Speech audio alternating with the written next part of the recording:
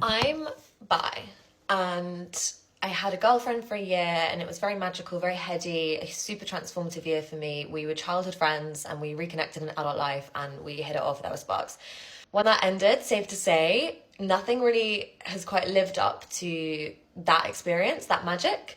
I've had great connections, fleeting connections with women, but nothing prepared me for the toxicity of the lesbian dating scene. I don't know what it's like in your country, in your city, but in London, let me tell you, it is a cesspit of broken people who cannot communicate. And, you know, as a bi woman, I thought dating men would be as bad as it gets. This is next level.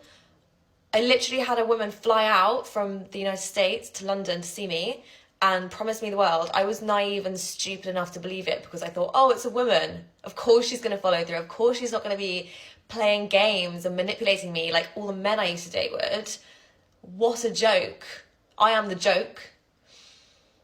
And then she just ends it over something really trivial, very flippant. There's no conversation.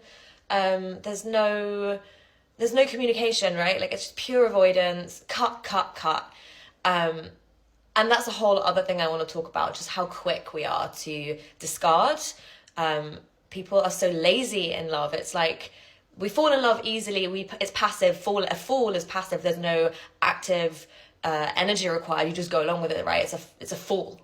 But then to stay in love, you have to work at it. And people are not prepared to put the work in, not to be Kim Kardashian about it, but nobody wants to work, right? And I'm here showing up again and again, trying to kind of, you know, view conflict as a growth opportunity.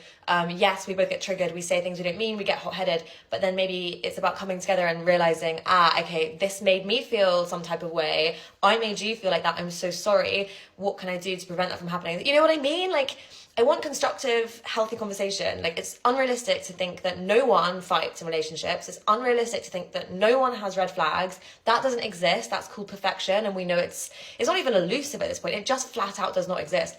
Anyway, I could go on about that. Red flag culture, I think, is a huge problem. I think it culture, again, we're all just shooting ourselves in the feet because we're going to end up single forever and alone until we die if we continue this.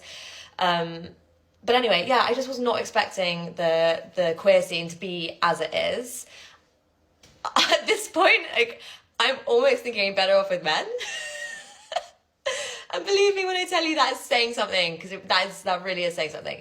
But yeah, I'd love to know if you guys relate. Why are gay girls like this? Why the game playing? Why is everyone so avoidant?